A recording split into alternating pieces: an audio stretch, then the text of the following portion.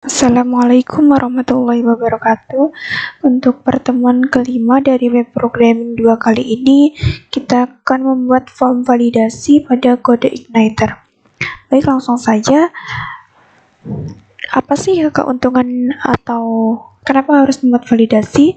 Di sini validasi diperlukan untuk menjaga keabsahan dari data yang dikirim oleh user ke dalam aplikasi. Sehingga di sini data yang dikirim oleh user akan dicek terlebih dahulu oleh aplikasi. Selanjutnya, untuk mekanisme validasi data di sini terdiri dari 4, yaitu yang pertama, form ditampilkan ke halaman web. Kemudian user mengisi data ke dalam form tersebut. Jika terdapat satu atau beberapa data yang salah, maka form akan ditampilkan ulang, sehingga disertai dengan pesan kesalahan atau biasa notifikasi password Anda salah, dan lain sebagainya. Kemudian proses ini akan diulang sampai semua data yang diminta dalam form diisi dengan benar. Jadi, selama belum benar, maka form ini akan terus muncul seperti itu. Kemudian untuk proses pemeriksaan data yang dikirim oleh user di dalam form dilakukan di dalam controller, sehingga akan diperiksa oleh controller. Demikian juga dengan pembuatan aturan atau rule dari datanya. Selanjutnya, apa aja sih yang dilakukan script dari sisi penerima, di mana script ini akan menerima data yang telah diinputkan oleh si user. Jadi script akan memeriksa data yang diperlukan, kemudian verifikasi apakah jenis datanya benar dan memenuhi kriteria. Misalnya, nama pengguna berisi karakter yang diizinkan.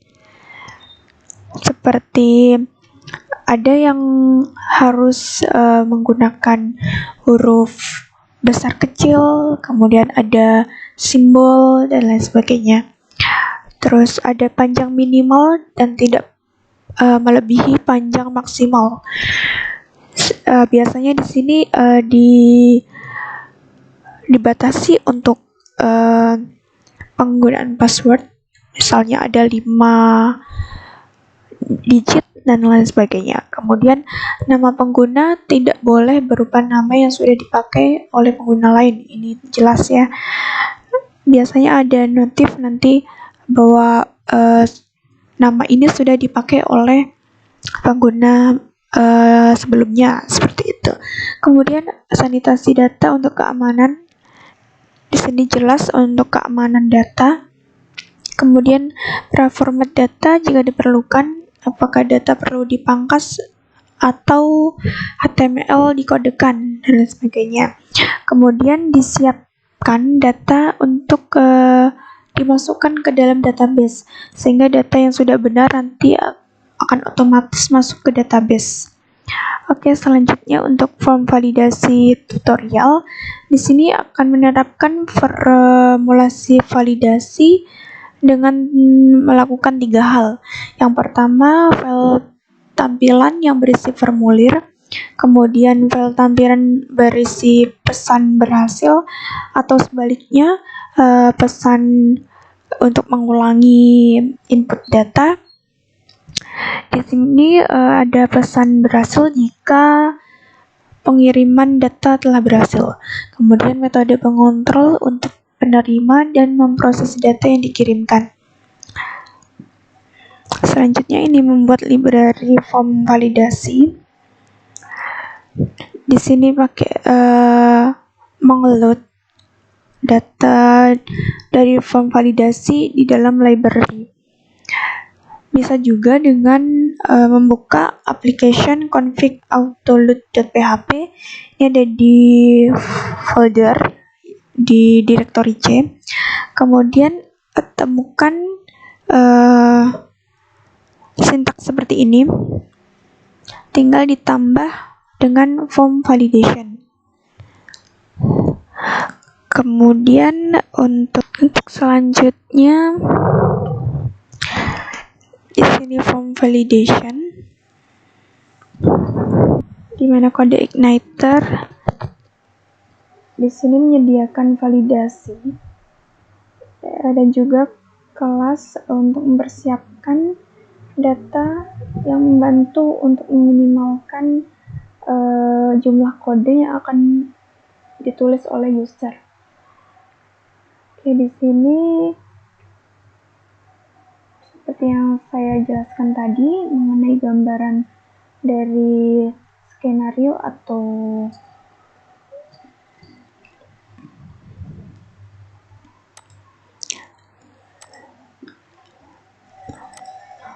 mekanisme dari validasi data ini. Kemudian ada apa sih yang harus dilakukan script sebagai penerima data. Kemudian tutorial dari validasi data itu sendiri. Kemudian ini untuk pembuatan form.php yang menggunakan text editor. Kemudian disimpan pada application view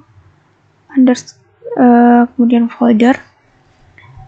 Di sini dituliskan apa saja yang diperlukan untuk validasi data, misalnya username, password, passconf, kemudian email, dan sesuai dengan keperluan saja.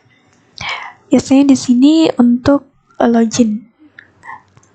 Kemudian untuk success page, di mana kita gunakan text editor untuk membuat form dengan nama form success with PHP. Di sini disimpan pada application view folder. Kemudian di sini dituliskan your form successfully submitted. Ini jika berhasil. Jika tidak, maka akan ada notifikasi try it again. Oke, selanjutnya kita buat form controller dengan nama form.php yang disimpan di application controller folder. Kemudian di sini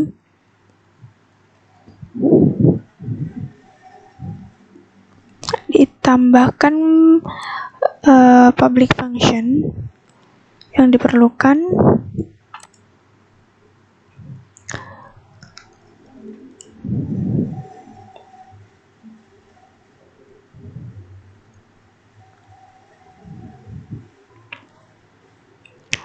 Untuk selanjutnya yaitu setting validation rule atau untuk menyeting aturan dari validasi. Di sini kita menggunakan metode this from validation set rule, di mana metode tersebut terdiri dari 3 input parameter. Jadi kita mengambil 3 parameter sebagai masukan. Yang pertama field name. Jadi nama ini harus persis dengan yang diberikan pada bidang atau field formulir. Jadi nama yang digunakan untuk masuk ke program tersebut atau website tersebut harus sama dengan name field name yang kita gunakan untuk mendaftar, biasanya seperti itu. Kemudian untuk sebuah human dari field name human, di sini akan dimasukkan pesan kesalahan. Misalnya jika yang dimasukkan itu bernama user, namun ternyata Anda mungkin memberinya nama username seperti itu, sehingga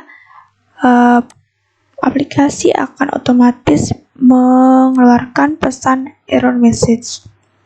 Kemudian yang ketiga, aturan validasi untuk bidang formulir,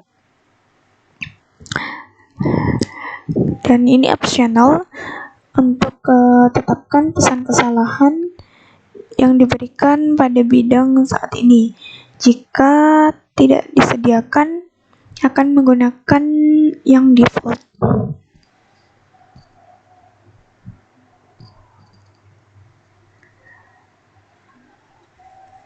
Misalnya di sini kita gunakan metode dari inisialisasi validation. Seperti ini. Kemudian controller yang ada di atas tadi. Controller ini akan ditambahkan dengan metode ini. Sehingga hasilnya seperti ini.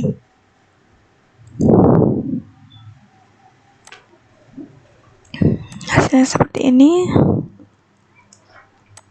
Di sini ada username required, password required, password confirmation required, dan email required.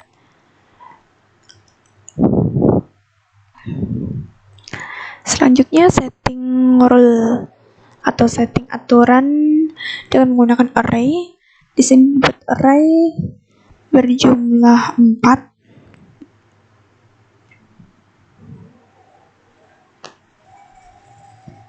Di mana field itu berisi username, kemudian label sendiri berisi username, dan aturannya required. Kemudian field array kedua, fieldnya password, kemudian labelnya password, rule-nya required. Kemudian ada pesan error yaitu you must provide. Kemudian array ketiga, fieldnya passconf atau password confirmation, labelnya password confirmation, kemudian rule-nya required. Kemudian array keempat, fieldnya email, labelnya email, kemudian rules-nya required. Jadi array ini berjumlah sesuai dengan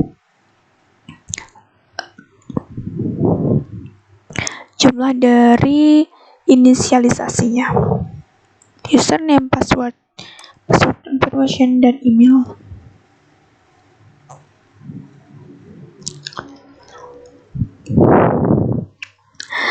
Baik, selanjutnya untuk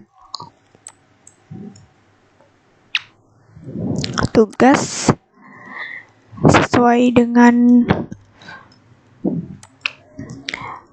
apa yang saya share di LMS, di mana berhubung 2 pertemuan lagi kita akan menghadapi UTS, maka untuk tugas hari ini silakan berdiskusi dengan kelompoknya mengenai tema project yang akan dibuat untuk UTS, dan selanjutnya project akan diteruskan menjadi project UAS. Silakan download.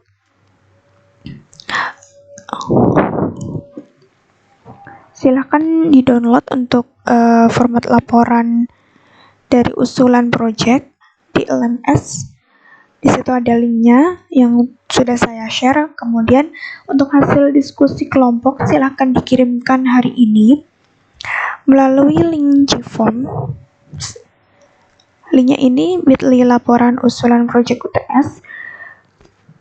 Jadi ini dilakukan, ini dikirim